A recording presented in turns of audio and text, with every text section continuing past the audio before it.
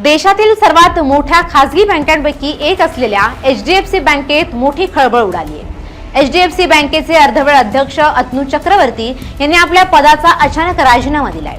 या निर्णयामुळे बँकिंग क्षेत्रात आणि गुंतवणूकदारांमध्ये एकच खळबळ उडाली आहे, कारण त्यांनी आपल्या राजीनाम्यासाठी दिलेलं कारण जे आहे ते धक्कादायक आहे। बँकेचे पार्ट टाइम अध्यक्ष आणि स्वतंत्र संचालक अतनु चक्रवर्ती यांनी आपल्या पदाचा तातडीने राजीनामा दिला। 18 मार्च रोजी दिलेल्या या राजीनाम्यामुळे बँकिंग क्षेत्रात अनेक प्रश्न उपस्थित झाले। विशेषतः त्यांनी आपल्या या निर्णयामागे नैतिक कारणांचा उल्लेख केल्याने आता चर्चांना देखील उधाण आले।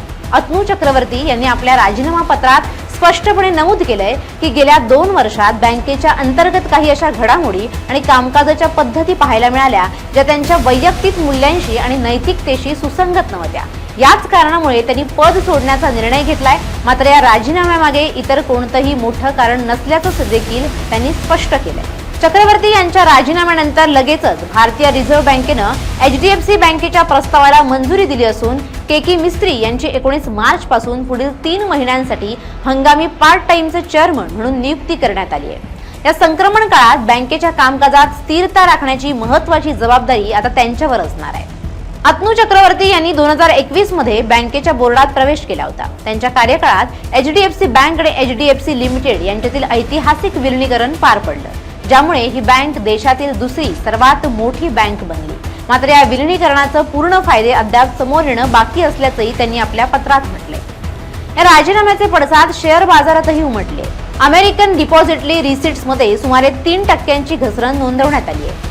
अध्यक्षांना असं पाऊल का उचलावं लागलं याबाबत आता गुंतवणूकदारांमध्ये चिंतेचं वातावरण निर्माण झालंय। या सर्व घडामोडींच्या पार्श्वभूमीवर बँकेची आर्थिक कामगिरी मात्र मजबूत राहिली। आर्थिक वर्ष 2026च्या तिसऱ्या तिमाहीत बँकेचा नफा हा 11.5% वाढून 18,654 कोटी रुपयांवर पोहोचला। त्याचबरोबर निव्वळ व्याज उत्पन्नात झालेली चांगली वाढ बँकेची भक्कम पायाभूत स्थिती दर्शवते।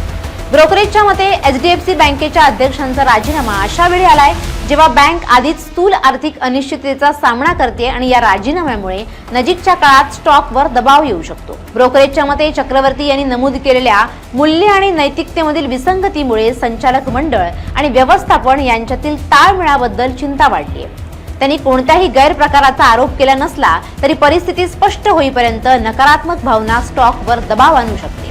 अतनु चक्रवर्ती यांनी एप्रिल 2021 मध्ये एचडीएफसी बँकेच्या अध्यक्षपदाचा कार्यभार स्वीकारला। त्यांच्या कार्यकाळात बँकेने एचडीएफसी लिमिटेड आणि एचडीएफसी बँकेच्या 40 अब्ज रुपयांच्या विलीनीकरणासह अनेक मोठे निर्णय घेतले।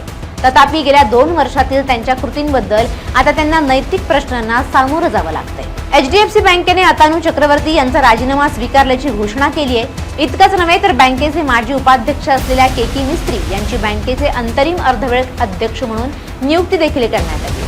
त्यांचा कार्यकाळ 19 मार्च म्हणजे आजपासून सुरू होईल आणि तो पुढील 3 महिने चालणार आहे। या चेअरमनच्या राजीनाम्याने शेअर बाजारात आता भूकंप झालाय। एडीआर 60% जास्त घसरले। तडकाफडकी दिलेल्या या राजीनाम्यामुळे आता अनेक प्रश्न निर्माणही झाले।